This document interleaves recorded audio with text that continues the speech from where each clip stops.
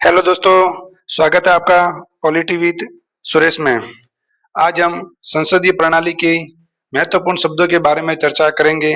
पिछले वीडियो में हमने कास्टिंग वोट, गिलेटिन और त्रिशंकु संसद के बारे में चर्चा की थी। आज हम दो शब्दों के बारे में चर्चा करेंगे। ये दो शब्द होंगे हमारे प्रश्नकाल और शून्यकाल। किसे कहते हैं प्रश्नकाल और किसे कहते हैं शून्यकाल? तो चलिए आज हम जानते हैं। हमारा पहला शब्द है प्रश्नकाल। प्रश्नकाल का समय लोकसभा में 11 बजे से 12 बजे के बीच होता है। संसद का जब सत्र शुरू होता है और सत्र के दौरान जो पहला घंटा होता है उसे हम प्रश्नकाल कहेंगे। प्रश्नकाल का मुख्य उद्देश्य होता है सरकार के जो कामकाज होते हैं उन पर नजर रखना, जो संबंधित विभाग का जो मंत्री होता है उन मंत्री से सीधे जवाब मांगना। इसका उद्देश्य होता है प्रश्नकाल का।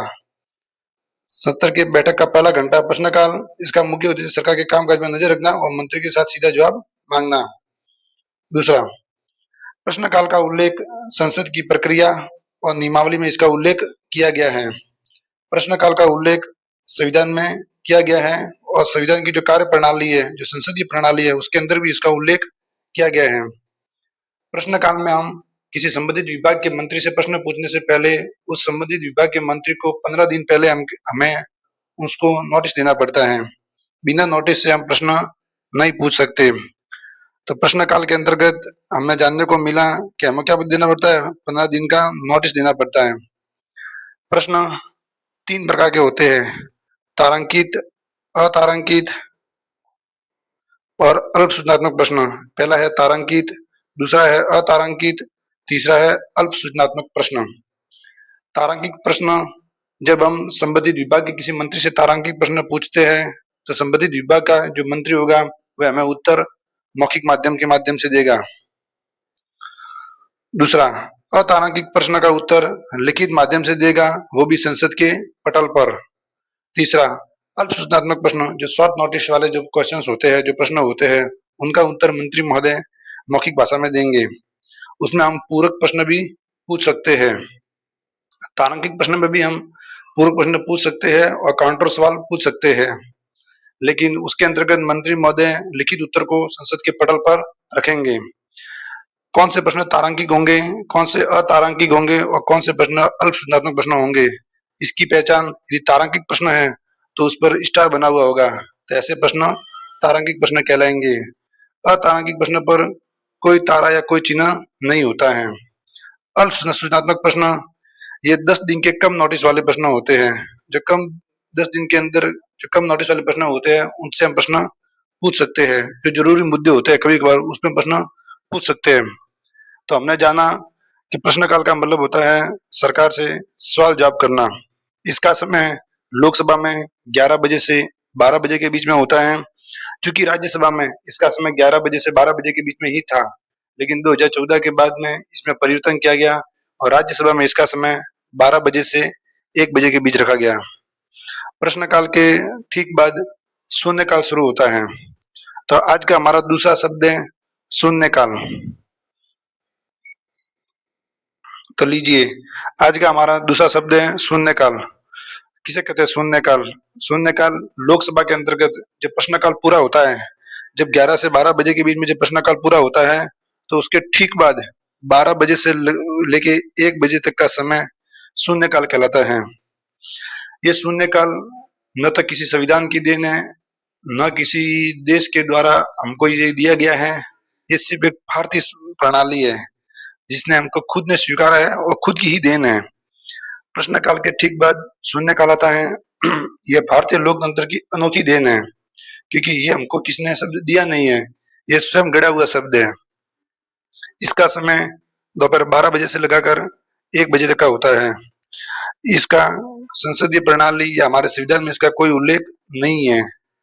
1962 के बाद जब सांसदों ने बिना सूचना के, जब कभी कभार क्या होता है, कभी कभार कोई ज्वलंत तुरंत जो मुद्दे होते हैं उन मुद्दों को उठाने के लिए, जब कोई राष्ट्रीय महत्व, कभी कभार मुद्दे राष्ट्रीय महत्व के होते हैं जिनको संसद में उन मुद्दों को उठाना पड़ता है, तो इसलिए ये धीरे धीरे इन प्रश्नों की चर्चा शुरू होने लगी। तब सांसदों ने बिना सूचना के ही राष्ट्रीय महत्व के मुद्दों को उठाना शुरू कर दिया। इसे मीडिया ने 0 आवर नाम दिया। इसका उद्देश्य होता है कि किसी भी मंत्री को 15 दिन पहले कोई सूचना देने की जरूरत नहीं होती है। जिस दिन इस मुद्दे को उठाया जाना होता है, उससे ठीक 10 बजे से पहले लोकसभा अध्यक्ष को इसकी सूचना देनी पड़ती है। लोकसभा नियमों के तहत प्रत्येक सदस्य को अपनी बात रखने के लिए अधिकतम 3 मिनट का समय मिलता है। शून्यकाल में प्रत्येक सांसद को मुद्दा उठाने के लिए कम से कम 3 मिनट का समय मिलता है। इसमें हमको 15 दिन पहले नोटिस देने की जरूरत नहीं होती, क्योंकि प्रश्नकाल में तो हमको नोटिस देने की जरूरत होती है, क्योंकि उसमें जो मंत्री महोदय होते हैं वो लिखित माध्यम से, मौखिक माध्यम से प्रश्नों का उत्तर के जवाब देते हैं तथा कभी कभार अतार्किक प्रश्नों को पर उत्तर उनको लिखित में संसद के पटल पर रखना पड़ता है, इसलिए उनको 15 दिन पहले नोटिस देना जरूरी होता है।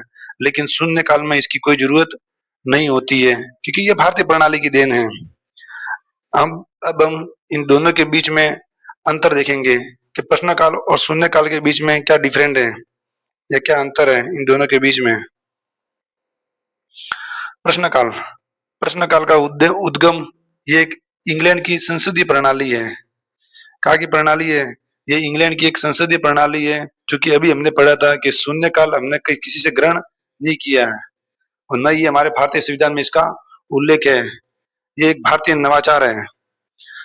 प्रश्नकाल का समय सुबह 11 बजे से दोपहर 12 बजे तक का होता है, क्योंकि राज्यसभा में ये 12 बजे से 1 बजे तक का होता है, क्योंकि शून्य काल का समय दोपहर 12 बजे से 1 बजे के बीच होता है। प्रश्नकाल संसद का इसमें उल्लेख, प्रश्नकाल का उल्लेख संसद की प्रक्रिया और उसकी कार्य संचावली जो नियमावली है उसमें उसका उल्लेख है, लेकिन शून्य काल का कोई उल्लेख नहीं है। सूचना, अभी हमने पढ़ा था कि प्रश्न काल में हम 3 प्रश्न पूछते हैं, तारांकित, अतारांकित और अल्प सूचना वाले प्रश्न, जो शॉर्ट नोटिस वाले प्रश्न होते हैं। उनका उत्तर पाने के लिए हमको संबंधित मंत्रालय के मंत्री महोदय को हमको 15 दिन पहले नोटिस देना पड़ता है, लेकिन इसमें नोटिस देने की जरूरत नहीं होती है। इसमें क्या होता है कि कभी कभार कोई राष्ट्रीय महत्व के जो जवलीन मुद्दे होते हैं जिनको तुरंत उठाया जाता है, इसलिए इसमें नोटिस देने की जरूरत नहीं पड़ती। इसमें सिर्फ खाली हमें लोकसभा अध्यक्ष को इसकी सूचना देनी पड़ती है। दूसरा, इसमें प्रश्न पहले से तय किए जाते हैं, जो तारांकित, अतारांकित तथा अल्पसूचनात्मक प्रश्न होते हैं। इसमें जो अचानक जो मुद्दे होते हैं, ज्वलंत मुद्दे होते हैं, उनको उठाया जाता है। जैसे हाल ही में अभी जंतर मंतर पर जो विद्यार्थी इकट्ठे हुए थे, तो वो एक ज्वलंत मुद्दा था, तो उसको लोकसभा में अचानक से उठाया गया था। दूसरा, इसमें मंत्रियों की जवाबदेही तय होती है, मंत्रियों को जवाब भी देना पड़ता है और कभी कभार जो लिखित उत्तर होता है वो संसद के पटल पर भी रखना पड़ता है, लेकिन इसमें ऐसा कोई बाध्य नहीं है। हालांकि कभी कभार सरकार संज्ञान में लेती है, उसके जवाब भी देती है, लेकिन इसकी कोई जवाबदेही नहीं होती है। ये बाध्य नहीं है, लेकिन ये बाध्य है। इसका एजेंडा पहले से तय होता है, लेकिन इसका एजेंडा पहले से तय नहीं होता है। तो आज हमने जाना किसे कहते हैं प्रश्नकाल और किसे कहते हैं शून्यकाल। ऐसे ही संसदीय प्रणाली के शब्दों के बारे में जानने के लिए हमें फॉलो करें, लाइक करें। धन्यवाद।